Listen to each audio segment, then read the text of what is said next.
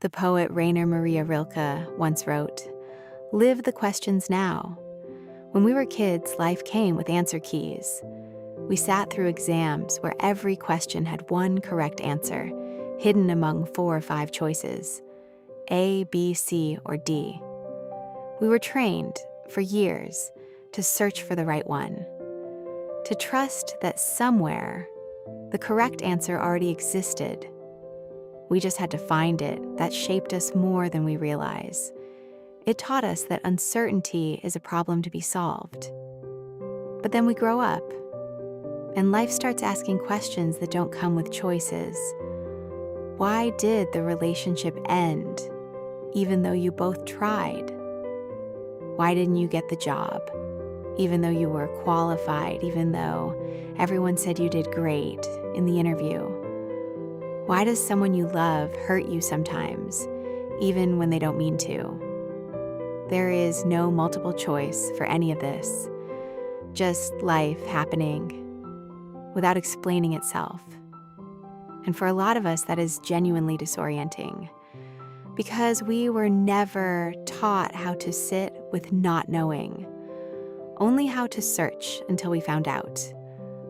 Psychologists call this intolerance of uncertainty, the tendency to react to unknown situations with fear simply because they are unknown.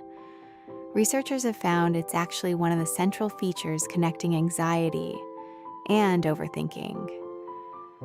We don't just dislike uncertainty. Our minds treat it almost like a threat, which makes sense. If you spent your whole education being rewarded for finding the correct answer, of course it feels unsafe when life refuses to give you one.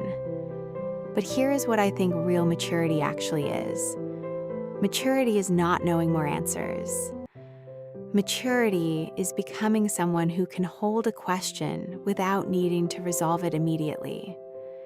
Rilke wrote those words in a letter to a young poet, encouraging him to be patient toward everything unresolved in his heart, to love the questions themselves, rather than rushing toward answers the way school trained us to trust that understanding, if it comes at all, comes slowly, gradually, sometimes only after a long time has passed.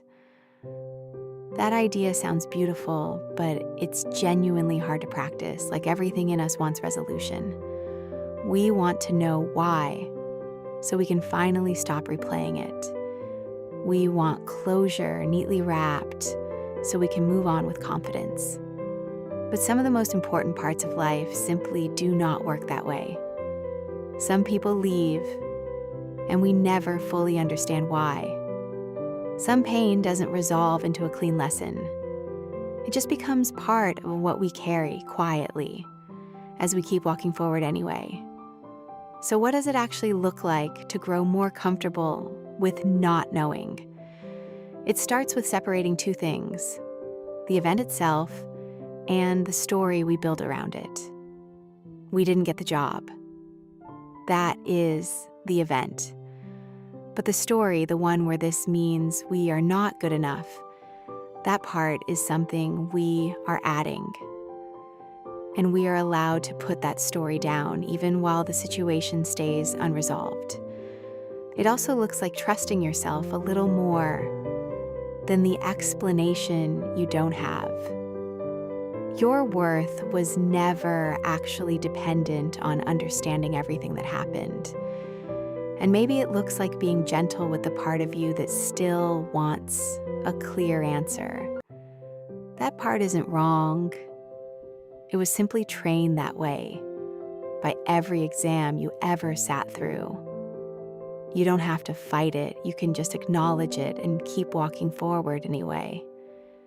There is no answer key tucked away somewhere, waiting to be found if we just search hard enough. There is only this: the relationship that ended without a clean reason, the people who came and went, leaving questions instead of conclusions.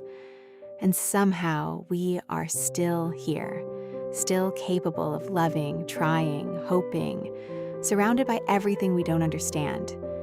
Maybe that is what maturity actually is: not having fewer questions, just becoming someone who can hold them a little more gently. So tonight, is there a question you've been forcing an answer for? What would it feel like to let it stay unresolved a little longer?